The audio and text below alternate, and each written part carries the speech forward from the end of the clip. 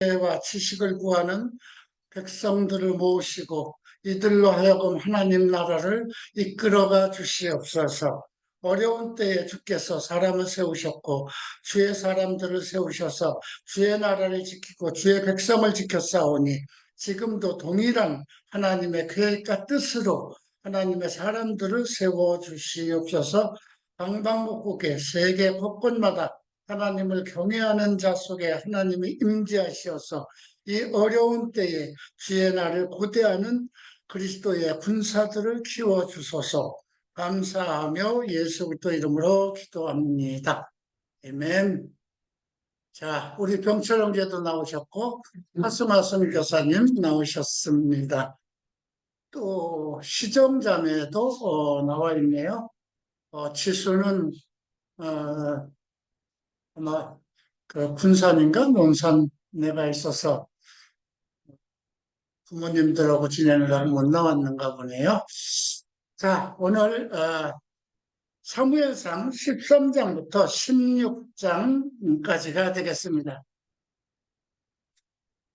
좀 우리가 이 사무엘상을 배우면서 사사기까지는 그냥 하나님께서 일방적으로 백성들 중에서 세우신 사람들입니다. 그래서 하나님의 뜻에 합당한 사람들, 그 시대에 필요한 사람들을 하나님이 선종해서 부르시고 그들을 통해서 통치하셨습니다. 그래서 이스라엘 백성들이 사사가 있는 동안에는 열심히 하나님을 섬기고 이스라엘 나라가 굳건했습니다. 그러나 사사가 죽고 나면 이제 그들은 또다시 우상을 섬기고 그래서 또 그 가나안 땅에 있는 그 부족들, 일곱 부족들에게 곤란을 겪고 그들의 지배 속에서 살게 되는 그런 계속 그러한 상황이 있었죠.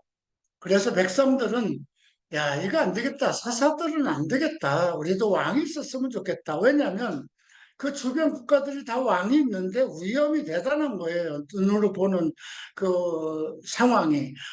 궁궐도 크고 군사도 있고 지키는 그 보관들도 있고 왕의 위험이 어떤 그 복장과 또 왕의 명령 그런 것들이 강력하니까 차라리 우리가 왕이 있었으면 좋겠다. 그냥 세마포 있고 그 성전에서 제사 드리는 제사장 가지고는 안 되겠다.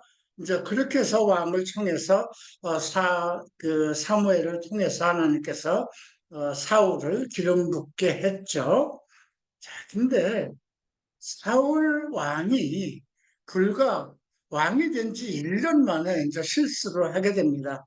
우리가 그래서 이 사울 13장에는 사울 왕의 실패, 사울의 실패, 사울의 실패가 무엇인가를 좀 배우게 되고, 그 다음 16장부터 이어지는 것은 이제 다윗의 기름 부음에 대해 관한 것입니다. 우리가 이것을 배우면서 생각해 봐야 되는 것은 하나님과의 관계성, 우리가 하나님께서 나를 부르셨을 때 나는 어떠한 관계성을 가져야 됩니까? 서로 하나님께서 나에게 기름 부음을 하셨다고 해도 나를 사역자로 부르시고 택하시고 기름을 부었다 하더라도 우리는 인간의 생각을 많이 가지고 있어요. 세상 속에 살고 있어요. 세상 사람들의 상황을 보고 있어요. 그 상황 속에서 내가 어떻게 할 것인가 이게 가장 큰 문제거든요. 목회자들의 문제이기도 합니다. 어떤 상황을 벌어졌는데 그 상황은 현실적이고 체감적이잖아요. 눈으로 보는 거고. 이 관계성 속에서, 교회 생활 속에서. 그러면 그 상황을 해결해야 돼요. 리더니까. 지금 우리가 지금 정치적인 문제를 보고 있잖아요. 현 정권. 어떻게 보면, 윤석열 대통령이 잘하는 것도 있어요. 대외적인 외교나 이런 것. 보수자로서. 그런데 보수만 되려고 정치할 수 없잖아요. 그죠? 지금 반대파도 있잖아요. 불과 몇 표 차 안으로 대통령이 됐기 때문에 사실은 나를 따르는 사람은 조금 실수해도 나를 따라요. 나를 반대하는 사람을 띄워앉는 것이 처음부터 실수한 거예요. 왜냐하면 이념으로 시작했으니까, 1년 동안을. 그러니까 이념으로 하게 되면 문제가 생기는 거잖아요. 그리고 검사 출신이라 법으로 하려고 그러는 거죠. 하나님을 믿지 않는 사람하고 믿는 사람하고 좀 차이가 그런 것이 있죠. 우리가 뭐 과거에도 하나님을 믿는 대통령들이 있었어요. 다 실패했죠. 이승만도 그렇고, 또 김영삼 대통령도 장로 출신이죠. 이명박도 장로 출신이죠. 네. 근데 이런 문제 속에서 그들이 만약에 성경을 좀 알고 하나님의 섭리를 알고 하나님을 믿는 사람들이 최소한도 사무엘과 다윗의 이 사무엘 상하, 역대 상하 이것만 좀 배웠다 하더라도 공부를 했다고 해도 상당히 지혜를 얻었을 것이에요.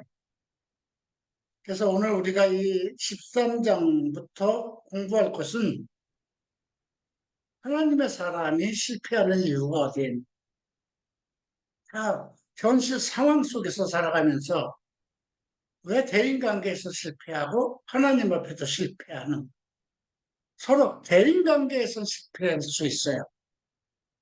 대인관계에서 실패하는 것은 그 사람을 잃어버릴 수는 있어요. 그죠? 그래서 서로 화해하고 용서하는 법을 주셨어요. 근데 하나님에게 실패를 하면 이거 하나님과 나 사이에 누가 중지를 하겠어요? 이건 가장 큰 문제예요. 자, 13장 1절을 봅니다. 왕이 될 때 40세라. 그가 이스라엘을 다스린 지 2년에. 그러니까 지금 1년밖에 안 됐어요. 3,000명을 택했어요. 그리고 2,000명은 자기와 함께하고 1,000명은 요나단 자기 아들에게 맡겨서 베냐민 기브아에 남게 했어요. 그리고 나머지 백성들은 다 돌려보냈어요. 자, 요나단이, 그 아들 요나단이 이제 게바에 있는 그 블루셋 사람의 수비대를 침해, 블루셋 사람이 이를 듣고 사울이 온 땅에 나팔을 불어 이르되 이스라엘 사람들아 들으라 하니 이스라엘이 사울 블루셋 사람의 수비대를 친 것과 이스라엘이 블루셋 사람에게 미움받게 되었다함을 듣고 그 백성이 길갈로 모여 사울을 따르니라. 그러니까 지금 블루셋, 이게 팔레스타인이에요. 지금 그 이스라엘과 계속 하마스 정권 전쟁을 일으키고 있는 그 세력이 전부 다 팔레스타인이죠. 이란이 지금 그 주동적인 역할을 하고 있고요. 지금 뭐 중동이 지금 이스라엘과 전쟁을 하고 있는 그 주변에 모두 이스라엘이 둘러싸고 있는 나라가 전부 다 팔레스타인 그 조직입니다. 자, 그들이 이제 이스라엘과 싸우려고 모였어요. 근데 그들이 3만 명이에요. 지금 이스라엘은 2,000명에다가 1,000명 다 합쳐서 3,000밖에 안 되는데 팔레스타인은 3만이에요. 그리고 마병이 6천이에요. 말을 타는 사람들이 6천. 이건 뭐 게임이 안 되는 그런 상황이죠. 자, 그래서 이스라엘 사람들이 그 위급함을 하고 바위 속으로 숨고 웅덩이에 숨어버립니다. 그리고 이제 사울은 아직 길갈에 있습니다. 왜 그랬을까요? 길갈에서 기다리라고 했어요. 일주일. 내가 일주일, 7일 후에 갈 테니까 그 사무엘이 얘기했던 거예요. 그리고 이제 길갈에 그를 따른 모든 백성들이 함께 떨고 있었어요. 사울은 사무엘이 정한 기한대로 이래 동안을 기다렸으나 사무엘이 오지 않는 거예요. 자, 그래서 할 수 없이 번제와 화목제물을 가져오라. 번제를 그리고 자기가 드립니다. 자, 이거 번제와 화목제물을 드리는 것은 제사장만이 할 수 있는 거. 그럼 그 당시 제사장이 없었느냐? 아니에요. 뒷장에 보면 제사장이 있어요. 네. 우리가 보면 14장 3절에 보면 아히야는 예봇을 입고 거기 있었으니 그는 이가봇의 형제 아히둠의 아들이요. 이가봇이라는 것은 앞에서 요엘 엘리의 손주잖아요. 응? 그 엘리의 아들 그 비느하스가 죽임을 당하고 죽임을 당할 때 아들을 낳았어요. 그래서 비느하스의 그 아내가 이름을 하나님의 영광이 떠났다고 그러고 이가봇이라고 졌는데 어쨌든 그가 제사장이 되었어요. 자, 그래서 사무엘이 이제 도착해 보니까 이미 제사를 지내버린 거예요. 그 이야기를 합니다. 아니 왕이 지금 무엇을 했습니까? 그때 당신이 정한 기간에 오지 아니하고 블루셋 사람은 지금 눈앞에서 모여있기 때문에 어쩔 수 없이 내가 하나님의 은혜를 구하기 위해서 부득이 번제를 드렸다. 이게 이제 사람의 생각입니다. 상황 논리이기도 해요. 여러분들 한번 생각해 봐야 돼요. 우리는 이 세상에는 어떤 일정이 있어요. 자, 이건 어떤 거나 마찬가지냐면 우리가 예배가 있어요. 주일날 오전 11시에 예배를 하기로 했는데 담임이 여차저차해서 그 시간에 나타나지 않아서 듣고 있어요. 그럼 어떻게 해야 될 것인가? 그랬을 때 어떤 부목사가 내가 아무래도 해야 되겠다. 연락이 안 닿으니까. 지금 이런 상황,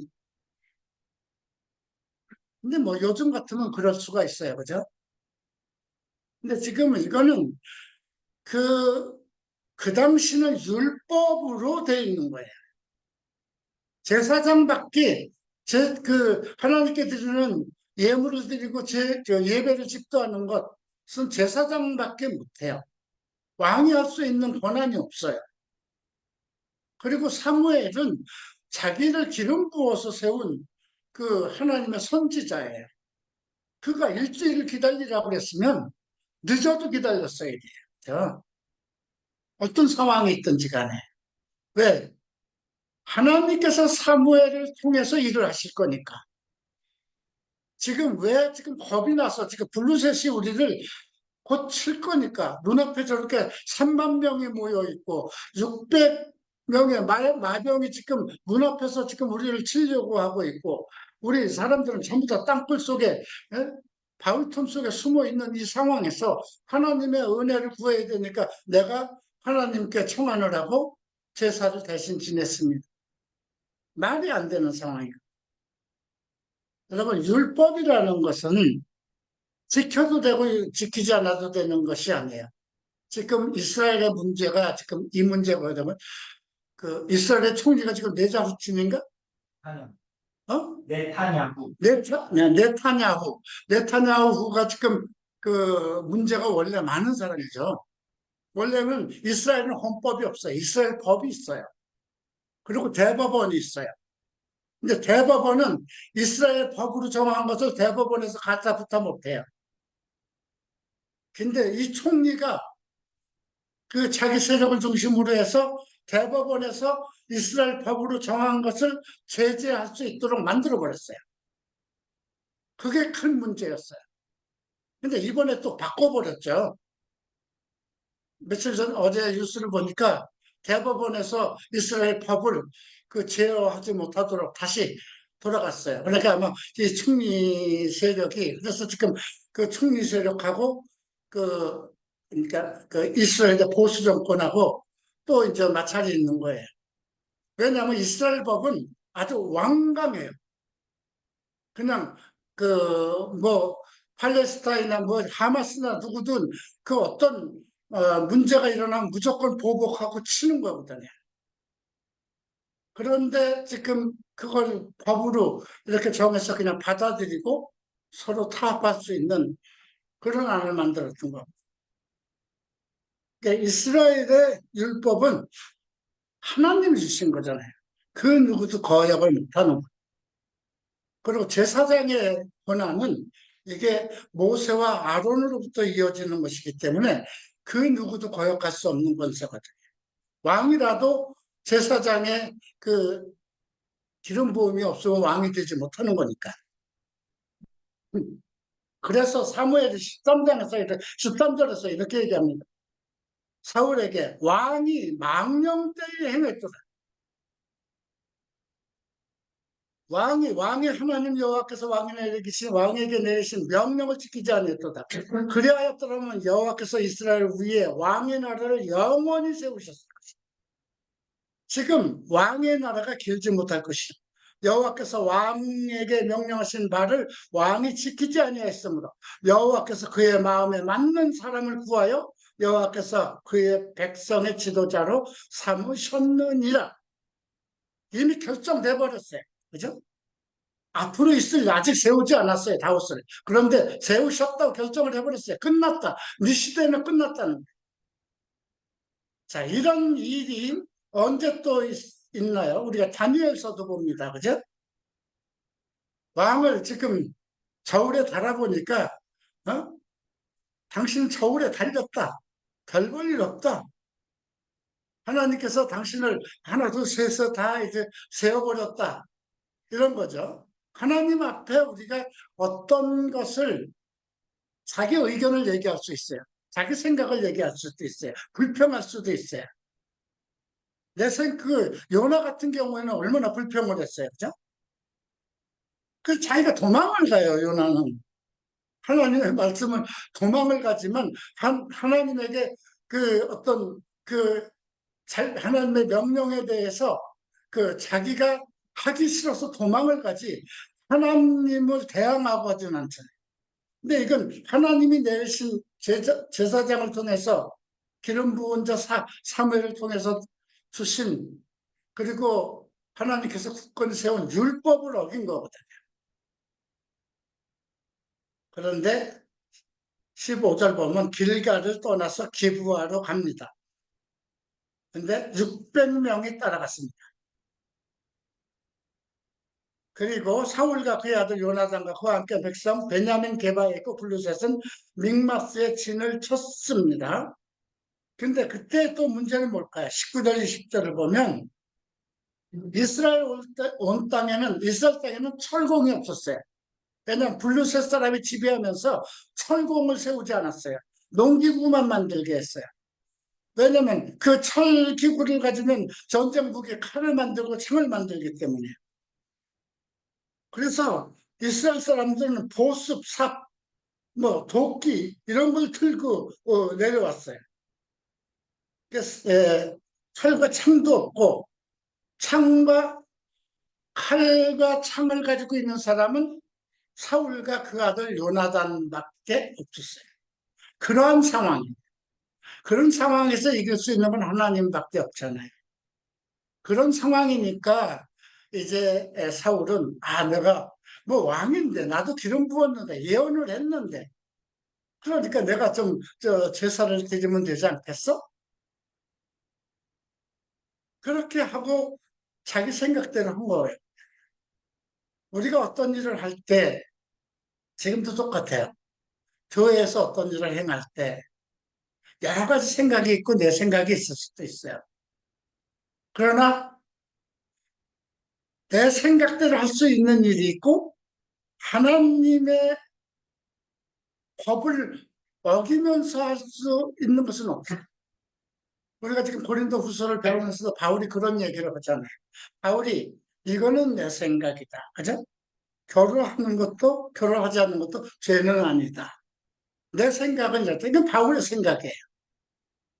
그러나 은행의 연고로 아내마다 남편을 두고 남편마다 자녀를 두는 것. 그렇게 정했어요. 사람이 육체를 가지고 있기 때문에 은행을 이길 수가 없기 때문에 결혼을 하는 것을 원칙으로 세웁니다. 그러니까 그런 것을 봤을 때 우리가 그래서 여러분들이 세상을 살아가면서 안 흔들릴 수가 없어요. 나도 마찬가지예요. 어떤 걸 결정할 때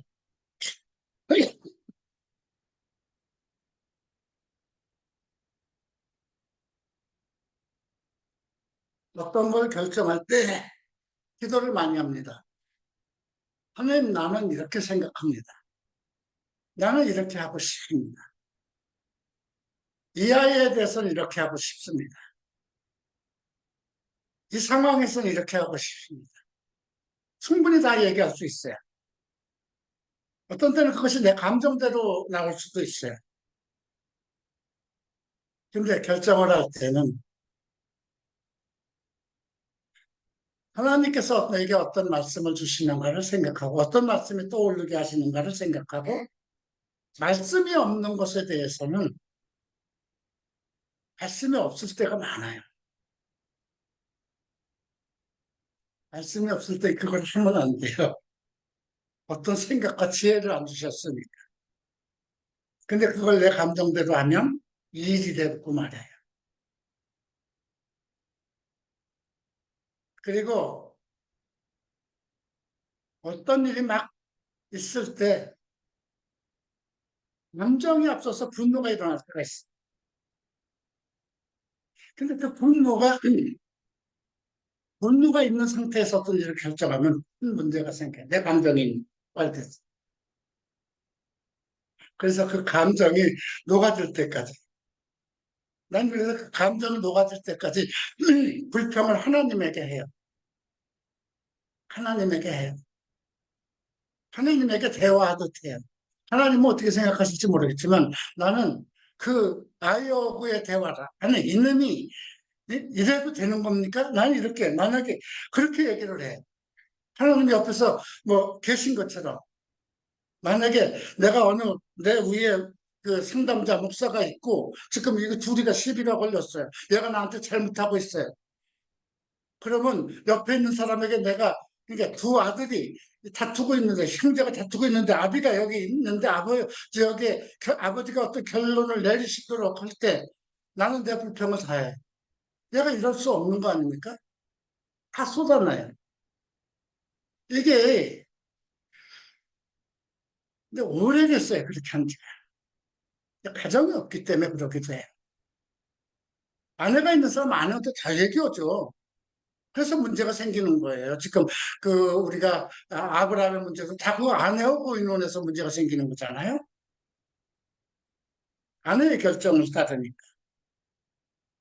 근데 나는 결정을 어차피 하나님한테 지혜를 얻어서 해야 되는데 내가 그렇게 막 불평불만을 하고 나면 아무 대답은 없는데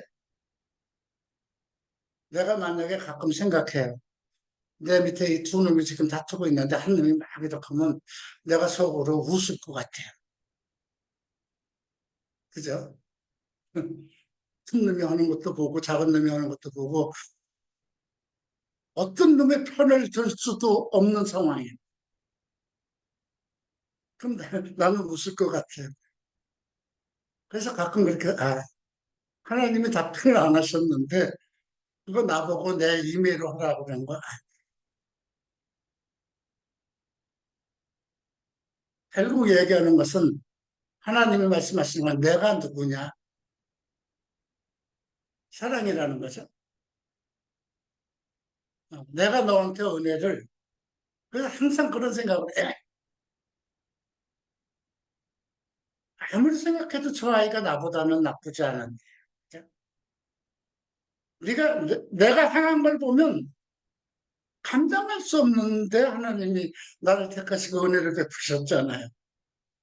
근데 내 앞에 있는 애들이 잘못하는 건 나, 나만큼 잘못한 아이는 아니에요. 사람한테든 부모한테든 하나님한테든. 그래서 오늘 우리가 13장에서 보는 것은 율법의 시대 이렇게 율법대로 살아야 되지만 율법 시대가 아닌 지금도 우리가 하나님의 말씀의 범위를 벗어나면 안 된다는 우리가 지금 고린도전서 6장에서 그런 말씀이 있잖아요. 음행을 하는 것은 자기 몸에게 죄를 범하는 것이다. 자기 몸에게. 그 말씀을 배우를 생각해 보세요. 내 몸은 성전이라는 거잖아요. 그죠? 내가 너를 사랑해서 내 안에 있다는 거예요. 그런데 내가 네 스스로 그 네 몸을 버리면 하나님을 모욕하는 거잖아요. 내가 내 몸 안에 있는 거, 왜 그럴까요? 사랑했기 때문에. 내가 내 몸 안에 있는 건 또 왜 그랬을까요? 너를 내 아들, 사랑하는 독생자 아들 예수 그리스도를 십자가에 내주고 피값으로 너를 샀기 때문이라고 그렇게 답변하고 있잖아요. 근데 여러분들 그런 말씀이 언제 떠올라야 될까요? 언제 떠올라야 될까요? 음행을 감당하지 못했을 때, 음행의 순간에 그걸 욕정을 이기지 못해서 감당하지 못하는 그 순간, 그것을 범했을 때 그 말씀이 음행은 자기 몸에게 죄를 범하는 것이다. 내 몸은 하나님의 성전이니 내 것이 아니다. 내 아들 예수 그리스도의 몸으로 이미 핏값을 치렀다. 그런 말씀이 기억되면은 여러분들은 그 말씀 때문에 크게 마음이 깨어지고 회개하고 돌아설 수 있어요. 근데 뭐 그냥 또 잘못했네. 또 욕을 못 참아서 또 이렇게 지나갔네. 그러면 그건 회개가 아니고 후회잖아요. 후회가 연속되면 결국은 성령을 회방해야 했잖아요. 그죠? 성령을 회방까지는 안 가겠지만 소멸할 수 있는 상황을 줬잖아요.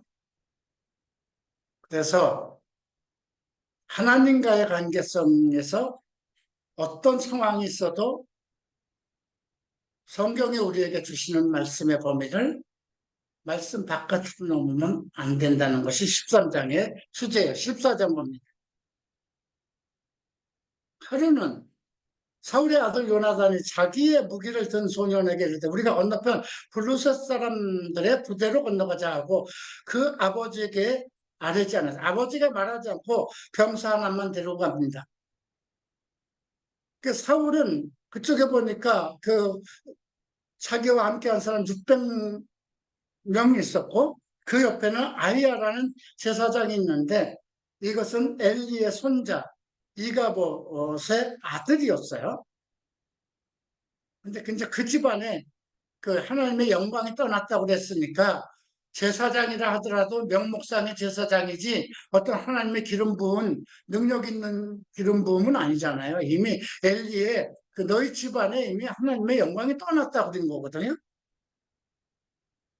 근데 백성들은 요나단이 나간 줄 몰랐어요.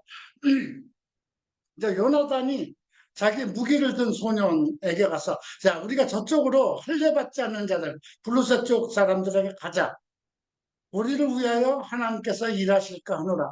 하나님의 여호와의 구원은 사람이 많고 적음에 달리지 아니하였다. 이걸 보면 요나단은 믿음이 있어요. 나중에 우리가 요나단과 다윗의 관계 속에서 그 저는 절친이잖아요. 그래서 그 속에서도 요나단의 믿음을 알겠지만 지금 요나단은 하나님에 대한 굳건한 믿음을 가지고 있어요. 전쟁은 사람이 많고 구원은 사람이 많고 적음에 있지 않다. 여호와의 손에 있다. 이런 걸 알죠. 자, 그러니까 또 무기를 든 자, 자기 호위병이라고 그럴까요? 당신 마음에 있는 데서 향하여서 가소서 내가 당신과 마음을 같이 하여 따르겠습니다. 그러니까 항상 선한 사람 밑에 선한 사람이 있게 마련이죠. 자, 그래서 이제 요나단이 갑니다. 우리가 저쪽으로 가서 저 사람들한테 적군 앞에 우리를 보이자. 근데 지금 내가 말하는데 저들이 우리에게로 올라오라, 기다리라.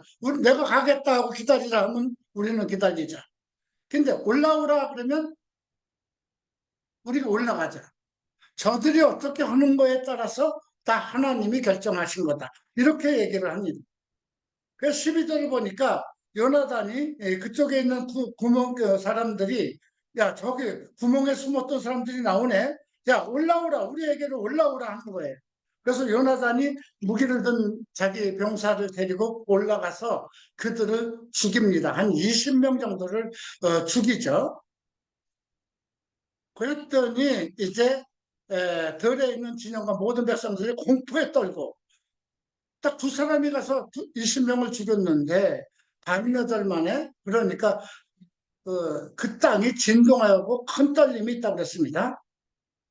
자, 이제 사울은 베냐민 기브아에 있었어요. 사울의 파수꾼이 바라본 즉 블루셋 사람이 무너지고 이리저리 흩어져요.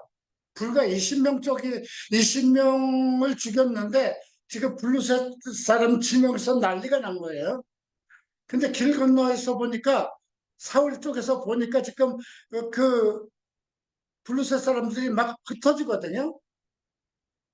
그때 이제 물어봅니다. 누가 가서 저쪽에 가서 지금 전쟁을 일으킨 거야? 좀 알아봐라. 점호해봐라. 근데 요나단과 그 무기를 든 자가 없었어요. 그래서 이제 사울이 아히야에게 얘기합니다. 하나님의 괴를 이리 가져오라. 그때 하나님의 괴가 이스라엘 자손과 함께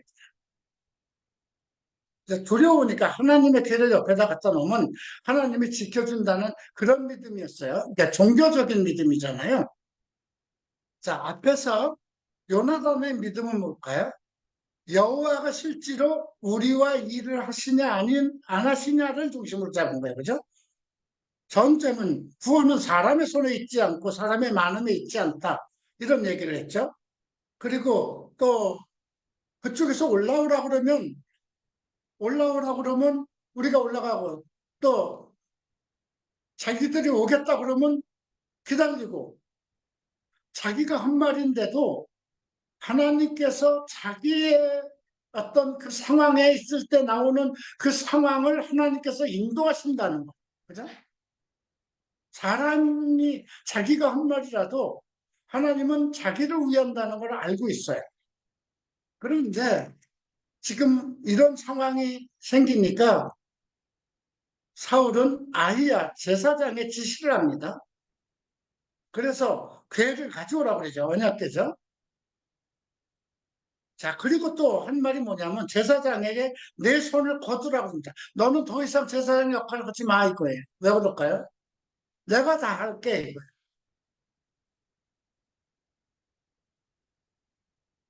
자, 그리고 이제 블루셋 사람들은 가보니까 자기의 동무들을 침으로 크게 서로 혼란이 일어났어요. 이 혼란이 일어나게끔 그 자기네들끼리 서로 치고 하게끔 한 것이 하나님이시거든요. 그리고 아브라함 3세 숨었던 이스라엘 사람들이 블레셋 사람들이 이제 도망가는 걸 보고 싸우려서 이제 추격을 합니다. 21절 보면 여호와께서 그날에 이스라엘을 구원하심으로 전쟁이 벤와원을 지나가니라. 어떻게 기록되어 있어요? 자, 그때 이제 백성이 많이 피곤해졌죠. 600명밖에 없었어요. 그죠? 그리고 저쪽에는 3만 명 정도가 있었고, 근데 그 요나단으로 인해서 거기서 혼란이 일어나서 서로 죽이고 지금 그 진영에서 그런 걸 보고 그런 상황에서 이제 사울은 언약궤를 의지하고 있고 어떤 종교적인 생각이죠. 그리고 그 제사장이라는 존재를 무력화시킵니다. 그러고 한마디를 합니다. 맹세를 시킵니다. 자, 내가 내 원수에게 보복하시는 데까지 아무 음식이든지 내 먹는 사람은 저주를 받는 내가 내 원수에게 보복하는 날까지 아무 음식이나 먹든지 먹는 사람 저주를 받을지. 이 저주를 받는 말은 함부로 할 수 없는 거거든요. 그래서 백성들이 음식을 먹지 못했어요. 근데 숲을 속에 꿀이 있었습니다. 근데 백성들은 그걸 보고도 두려워서 먹지를 못했습니다. 근데 요나단은 그의 아버지가 그 백성들에게 맹세할 때 한 말을 듣지 못했어요. 그래서 요나단은 그 꿀을 찍어서 먹었어요. 하여튼 참 입이 그냥 생기가 돌았다고 그러거든요. 그랬더니 백성 중에 아니 당신 아버지께서 이 꿀을 먹는 자들은 음식을 먹는 자들은 저주를 받는다고 이미 맹세를 했는데 어떡할 거냐 그랬더니 내 아버지께서 이 땅을 곤란하게 하셨다. 전쟁터에서는 금식을 해서는 안 되는 거잖아요. 지혜가 없는 거예요. 이게 종교적으로 잘못된 겁니다. 똑같은 현상이 일어나지 않습니까? 어떤 문제가 영적 전쟁이 일어났어요. 지금은 이제 뭐 기도원 다들 문 닫게 생겼지만 옛날에는 기도원에 올라가서 조금만 저거 하면 영적 전쟁을 한다고 기도원에 가서 금식하고 그랬어요. 금식할 문제가 아닌데 금식할 문제가 있고 이성적으로 해결할 문제가 있고 하나님 뜻 안에서 내가 깨달음을 통해서 하나님께 회개할 문제가 있고 그렇잖아요. 지금 이 상황에서는 사울은 하나님께 제가 많이 잘못했습니다. 도와주소서.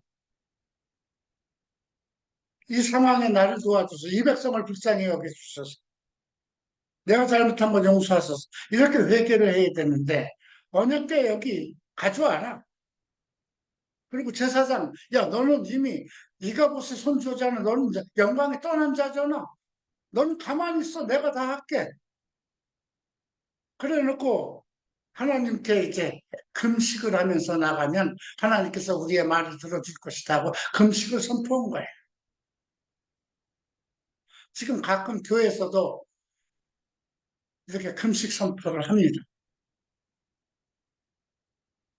우리가 이제 이사야서를 배울 때 왜 금식을 해야 되는지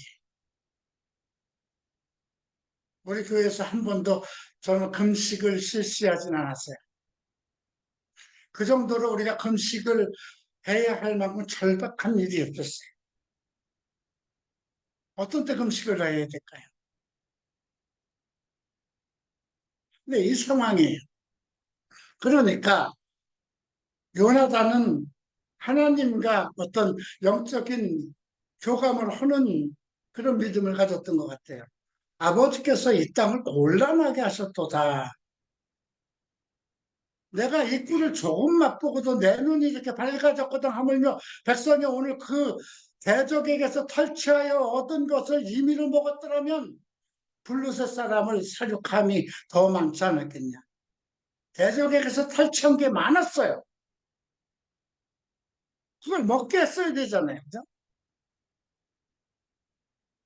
그때 이제 어떤 문제가 또 생겼냐면 하도 배고프니까 금식을 하고 나니까 백성들이 탈취한 물건을 가서 양과 소와 송아지들 끌어다가 잡아서 핏째 먹는 거예요. 지금 거기서 지금 음식을 해 먹을 만한 상황이 안 되는 거예요. 그러니까 이제 사울에게 가서 백성이 고기를 핏째 먹어서 여호와께 범죄합니다 하고 율법을 또 얘기하죠.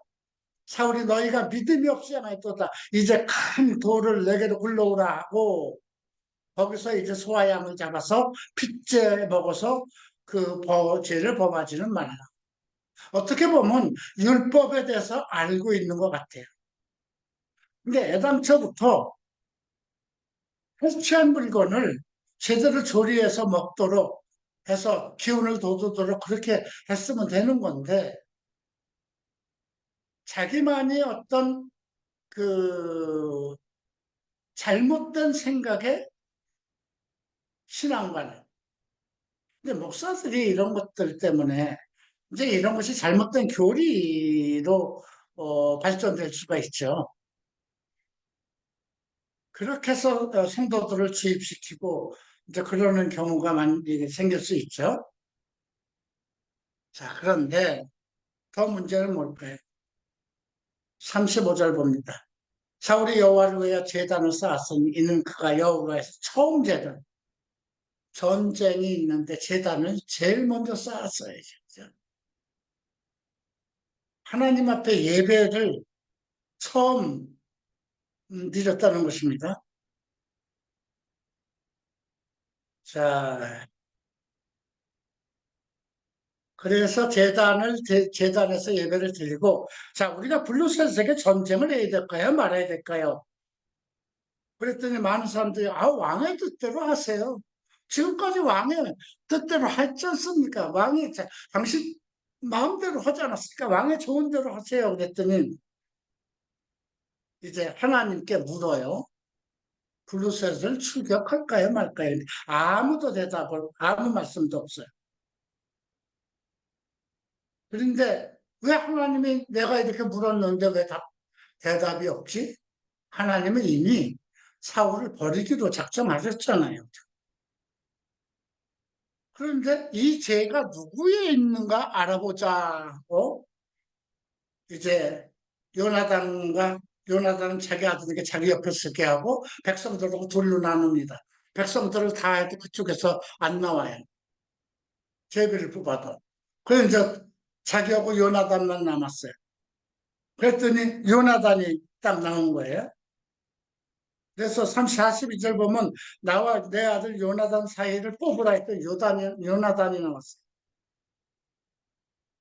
네, 사울이 얘기입니다. 아들아, 내가 행한 것을 다 내게 말해라. 네? 요나단이 내가 다만 내 손에 가진 지팡이 끝으로 풀을 조금 맛보았을 뿐이나 내가 죽을 수밖에 없습니다. 왜? 아무리 하나님을 떠난 왕이라 하더라도 그 언약궤를 갖다 놓고 제사장 대신에 자기가 하나님의 이름으로만 맹세를 했기 때문에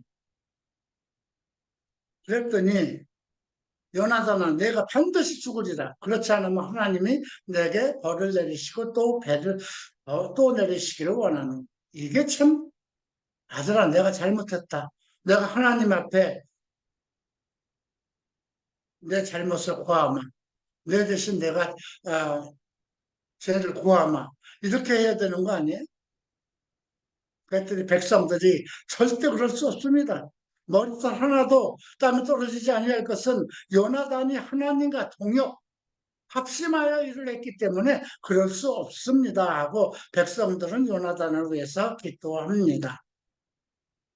자, 그리고 47절부터는 모압과 암몬, 에돔, 소바의 왕 블루셋 사람을 쳤는데 가는 곳마다 이겼어요. 그리고 아말렉 사람을 치고 이스라엘은 그 약탈하는 자에서 건지셨고요.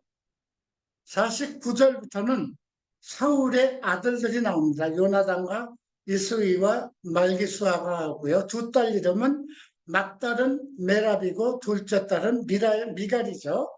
이 미갈이 나중에 이게 다윗의 처가 되는데 문제가 많이 발생되죠. 자, 52절 보면 사울이 사는 날 동안 블루셋 사람과 큰 싸움이 있었습니다.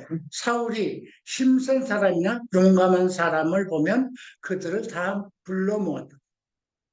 이제 사울은 사람의 힘에 의지하는 그러한 믿음으로 바뀝니다. 자, 15장을 봅니다. 사무엘이 사울에게 이제 두 번째로 얘기합니다. 나를 보내어 왕에게 기름을 부어 그 백성 이스라엘 위에 왕으로 삼으셨은즉 이제 왕은 여호와의 말씀을 들으소서. 만군의 여호와께서 이같이 말씀하시죠. 아말렉이 이스라엘에게 행한 일, 곧 애굽에서 나올 때 길에서 대적한 일로 내가 그들을 멸하러 하노니. 자, 이 말은 뭐냐면 출애굽 당시의 일입니다. 그 아말렉이 항상 우리가 그 엄청난 많은 사람들이 이제 가나안 땅을 통해서 광야를 올 때 아말렉 사람들이 항상 뒤에서 쳐져 있는 사람, 노인들이나 어린이들, 여인들을 항상 뒤에서 쳐서 노력을 했어요. 근데 지금 그것을 하나님께서 기억을 하시고 사울 때에 다 죽일 것을 작정한 거예요. 그래서 지금 가서 아말렉에 쳐서 그들의 모든 소유를 남기지 말고 진멸하되 남녀와 소와 젖 먹는 아이와 우양과 낙타와 나귀를 죽이라 하셨나이다. 죽이라 해서 다 소유를 모든 소유를 남기지 말고 진멸하되 어떻게 보면 좀 무시무시하죠. 하나님은 사랑이 없는 것보다 이렇게 생각되죠. 근데 여러분 우리가 역사서에서 에스더 보죠. 에스더의 하만이 누구냐면 아말렉 후손입니다. 이스라엘 민족을 완전히 아주 몰살시키려고 했던 것이 하만이죠. 예, 그 정도로 이 영적 전쟁이라는 건 항상 그런 상황이에요. 지금 뭐 이스라엘과 팔레스타인의 그 전쟁이 똑같은 상황이에요. 그러니까 타협이 안 되는 겁니다. 사울이 이제 백성을 소집합니다. 근데 보병이 20만이고 유다 사람이 10,000명입니다. 21만이죠. 자, 그리고 이제 그 사울이 아말렉 성에 이르러 골짜기에 복병을 시켰어요. 전쟁에 이겼습니다. 겐 사람이 아말렉 사람에서 떠나고 이제 겐 사람은 누구의 후손인가요? 모세의 장인 쪽에 그 그때까지 그래도 겐 지파가 그 이스라엘 속에 같이 살았는 거 봅니다. 그들을 이제 그 이스라엘 그 아말렉에서 떠나라고 합니다. 그래서 사울이 이제 아말렉 사람 왕을 아갑을 사로잡았어요. 칼날로 그 모든 백성을 진멸하는데 아갑과 그 양과 소의 좋은 것을 남겨두고 양의 모든 좋은 것을 남기고 가치 없고 하찮은 것을 진멸했어요. 자, 그때 이제 여호와의 말씀이 사무엘 선지자에게 임합니다. 10절이죠.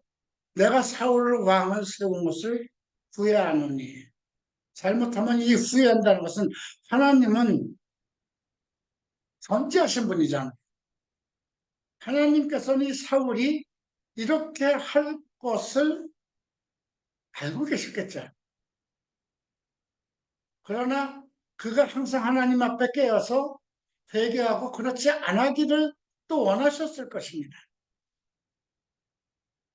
하나님은 회전하는 그림자도 없고 후회가 없으신 분입니다. 왜? 완벽하시고 완전하신 분이니까. 그가 돌이켜서 나를 따르지 아니하며 내 명령을 행하지 아니하였습니다. 하신지라 사무엘이 금심하여 온 밤을 여호와께 부르짖었다. 첫 번째 세운 왕이잖아요. 지붕 위에서 하루를 사울과 함께 여러 가지 장래일을 얘기했던 거예요. 그리고 사무엘이 사울을 만나려고 갑니다. 갔더니 12절 뒷절을 보면 갈멜에 이르렀는데 사울이 갈멜에 이르러 자기를 위해 기념비, 갈멜이라는 건 하나님의 영산이잖아요. 자기를 위해서 기념비를 세우면 전쟁에서 이겼다는 거죠. 발길을 돌려 길갈로 내려갔다 하는지라.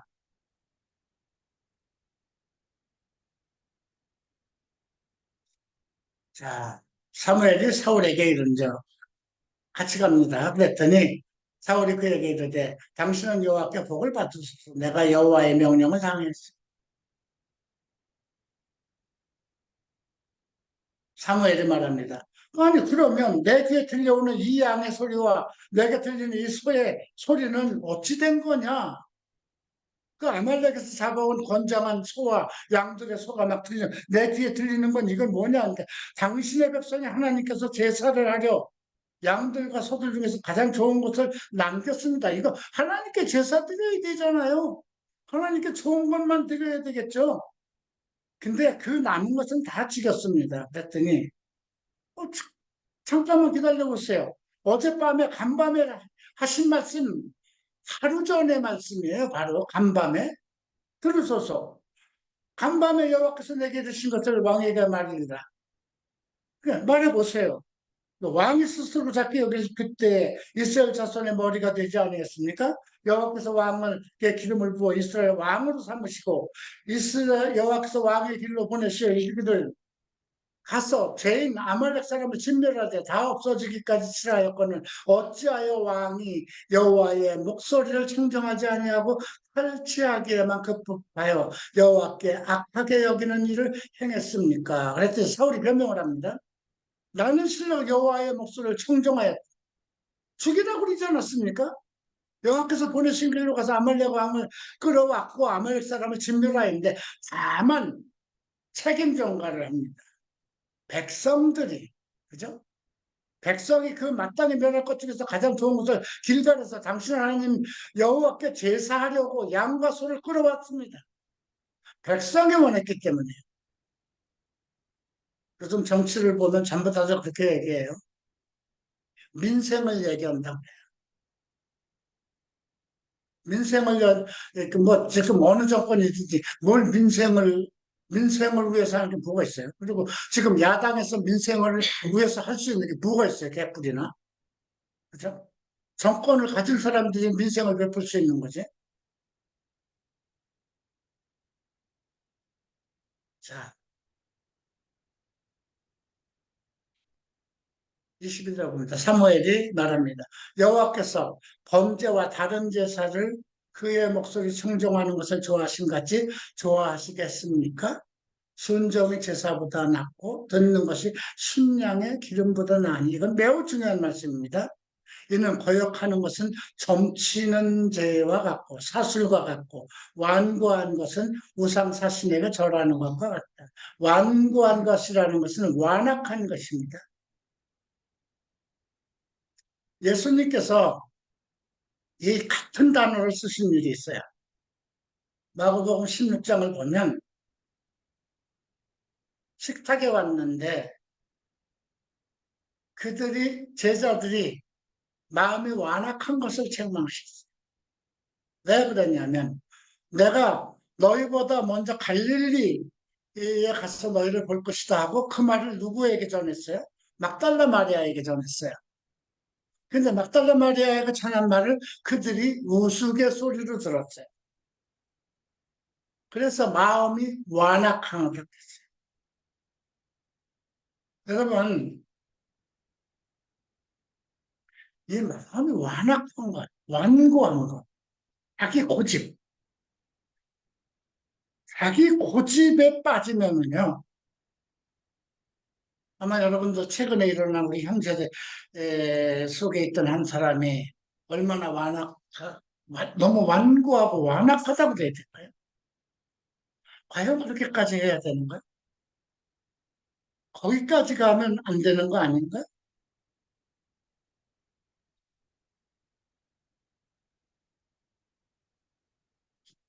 7, 8년을 함께 하던 사람들과의 생활이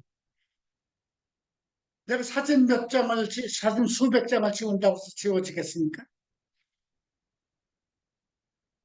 오히려 나는 그러한 사진들을 보면서 오히려 많은 비록 우리를 떠나서도 그 사람을 향한 마음과 기도하는 마음을 갖고 있지 않겠습니까?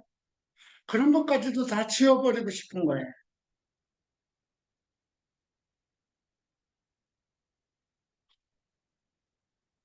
그러니까 이 완고한 것, 거역하는 것은 사술, 점치는 것과 같다. 이게 참, 왜 그럴까요? 하나님의 말씀은, 그러니까 우리가 계시록에서도 알파요 오메가 시작과 끝이야 처음과 마지막이다. 그 안에 다 있다는 거죠. 계획도 있고, 시간과 공간을 초월하고, 완벽하고 전능하다는 거죠. 이미 말씀을 하실 때 다 이루신 것이고 그 안에 모든 것이 완성된 것입니다. 그런데 내 생각대로 한다는 건 다른 사수를 쓰는 거나 마찬가지죠. 성경을 거역한다는 건 그런 뜻입니다. 사술. 그 다음에 내 마음이 완고해서 거부하는, 알고도 거부하는 거예요. 이건 하나님의 말씀을 알고도 거역하는 것이 완고한 거예요. 하나님이 이미 말씀하셨음에도 못 들은 척하고 넘어가는 거예요. 완고한 거예요. 내 생각에 꽂혀서. 왜? 우리가 막달란 말, 아니, 야, 우리가 지금 여기 베드로와 같이 하나님께서 수제자로 삼은 나도 있는데, 요한도 있는데, 해피르면 야, 귀신 들렸다, 일곱 귀신 들렸다, 변화된 저 여인에게 예수님이 처음 나타나서 말씀하셨다는, 살아나신 것을 보였다는 거야? 그게 말이 되냐? 지금 같으면, 유명한, 야, 우리 교회 같이 정말, 전 세계 수많은 사람 구원하고 교회를 세우고, 한국의 최고의 교회 목사한테도 하나님께서 말씀 안 하셨는데, 갈고리 집어 그 조그만 그 이상한 교회에 이호나 목사한테 말씀하셨겠냐? 그런 말씀이나 마찬가지입니다. 그건 하나님을 무시하는 거죠. 자기 생각대로 하는 거죠. 근데 이것은 지금도 마찬가지입니다. 하나님의 말씀을 거역할 것인가? 성경에, 우리는 지금 구약에 있는 말씀을 가지고 다 지킬 수는 없어요. 구약에 있는 말씀이 전부 다 신약에서 명료하게 해석이 돼 있어요. 그게 복음이에요. 구약은 율법이지만 신약은 복음이에요. 서로 하지 말라고 한 것도 복음이에요. 해서는 안 되는 것이기 때문에. 그 말씀을 어기면 복음을, 나에게 복된 소리를 어기는 거예요. 그래서 왕이 여호와의 말씀을 벗었으므로 여호와께서 왕을 버려 왕이 되지 못하게 하셨나요? 결론을 내립니다. 목사가 하나님의 말씀을 버렸으므로 하나님은 목사를 버려서 목사가 되지 못하게 똑같은 거예요. 얼마나 많은 목사들이 하나님의 말씀을 안 가르칩니까? 자기 생각을 가르치고 자기 뜻으로 성도들을 인도하고 그때서야 내가 범죄하였습니다.